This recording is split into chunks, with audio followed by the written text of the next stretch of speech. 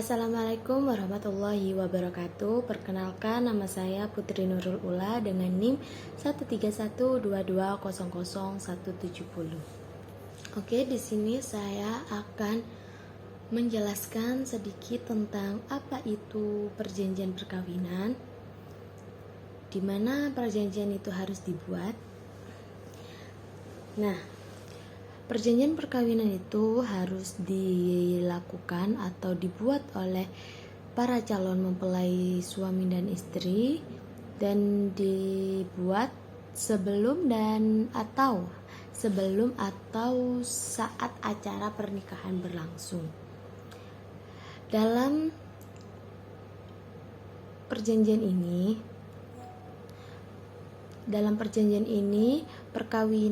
surat perjanjian perkawinan ini mengatur dalam hal kekayaan, harta kekayaan, tanggung jawab para masing pihak, dan harta bawaan dan hak kewajiban para masing pihak.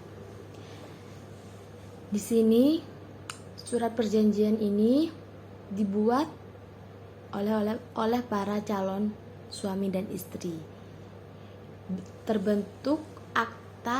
Harus terbentuk dengan akta yang disahkan oleh notaris atau pegawai catat perkawinan.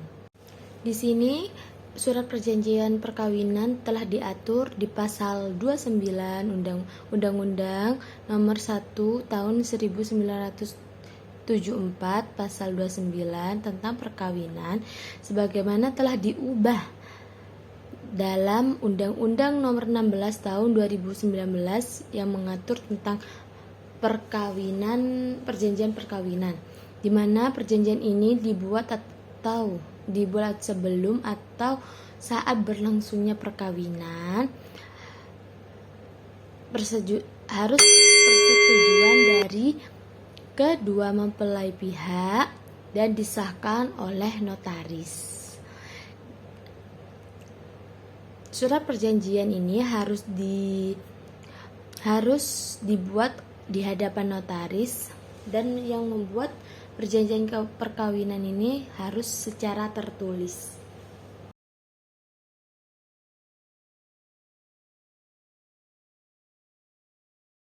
Perkenalkan, nama saya Raflan Maulana dan saya akan menjelaskan tentang keuntungan perjanjian perkawinan secara hukum. Keuntungan secara hukum dari perjanjian perkawinan antara lain perlindungan hukum atas harta pribadi masing-masing pasangan, dapat menjaga harta bawaan atau warisan agar tidak menjadi harta bersama. Hal ini sangat penting untuk melindungi aset pribadi yang dimiliki sebelum pernikahan, seperti properti, tabungan, atau investasi. Perjanjian ini juga dapat mencakup ketentuan mengenai hasil usaha pribadi yang diperoleh selama pernikahan agar tetap dianggap sebagai milik individu. Dengan demikian, hak milik masing-masing tetap diakui secara hukum dan tidak tercampur secara otomatis dalam harta bersama. Mencegah timbulnya sengketa harta gono gini, jika terjadi perceraian, perjanjian ini bisa menjadi dasar yang kuat untuk menyelesaikan pembagian harta secara adil. Tanpa perjanjian, proses pembagian harta seringkali menimbulkan konflik yang panjang dan melelahkan, baik secara emosional maupun finansial. Dengan adanya kesepakatan tertulis sejak awal, kedua belah pihak sudah memahami batasan dan hak masing-masing. Ini sangat membantu dalam menghindari kesalahpahaman dan mempercepat proses hukum jika pernikahan harus diakhiri. Menghindari beban hutang pasangan. Salah satu pihak tidak secara otomatis bertanggung jawab atas hutang yang dibuat pasangannya jika tidak disepakati dalam perjanjian. Ini memberikan rasa aman, terutama dalam kasus di mana salah satu pasangan memiliki risiko finansial atau terlibat dalam bisnis yang berisiko tinggi. Perjanjian perkawinan memungkinkan pengaturan tanggung jawab keuangan secara lebih rinci, termasuk pemisahan aset dan kewajiban. Dengan begitu, pasangan yang tidak terlibat dalam pinjaman atau utang tertentu tidak akan terkena dampaknya secara hukum. Dapat dijadikan syarat penting dalam dunia bisnis, terutama jika salah satu pasangan menjalankan usaha atau perusahaan. Perjanjian ini membantu dalam perlindungan aset perusahaan. Beberapa institusi keuangan atau mitra bisnis akan mensyaratkan adanya perjanjian perkawinan sebagai jaminan stabilitas dan kepastian hukum. Hal ini dapat mencegah aset usaha dicampur dengan harta bersama yang dapat diperebutkan jika terjadi perceraian. Selain itu, perjanjian ini menunjukkan bahwa pasangan memahami pentingnya profesionalisme dan tanggung jawab dalam mengelola bisnis secara terpisah dari urusan rumah tangga.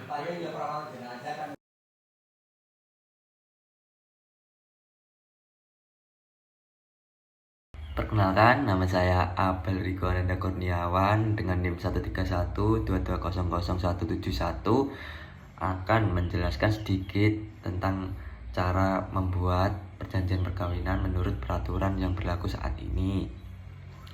Untuk membuat perjanjian perkawinan yang sah menurut hukum di Indonesia, perlu mengikuti prosedur dan memenuhi persyaratan yang diatur dalam Undang-Undang Nomor 1 Tahun 1974 tentang perkawinan dan putusan Mahkamah Konstitusi. Dan berikut ini adalah langkah-langkah membuat perjanjian perkawinan. 1. Diskusikan isi perjanjian dengan pasangan. Sebelum menyusun perjanjian, diskusikan bersama pasangan mengenai hal-hal yang diatur seperti pemisahan atau pembagian harta sebelum dan selama pernikahan, pengelolaan utang dan tanggung jawab finansial sebelum dan selama pernikahan, pengelolaan utang dan tanggung jawab finansial masing-masing pihak, hak dan kewajiban suami istri selama pernikahan, pengaturan hak asuh anak dan nafkah jika terjadi perceraian, ketentuan warisan dan hibah pada pasangan. 2. Konsultasikan dengan notaris atau ahli hukum.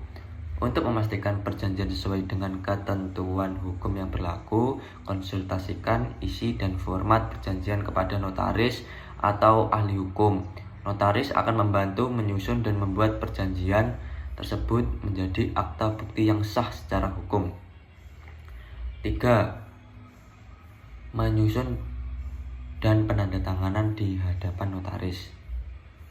Setelah disepakati, perjanjian harus disusun secara tertulis dan ditandatangani di hadapan notaris.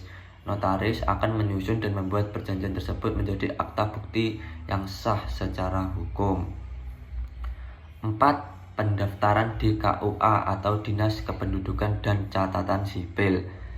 Setelah ditandatangani bersama notaris atau ahli hukum, perjanjian perkawinan wajib didaftarkan di kantor urusan agama KUA bagi yang pasangan yang beragama Islam, atau di Dinas Kependudukan dan Catatan Sipil atau Dukcapil bagi pasangan yang non-muslim.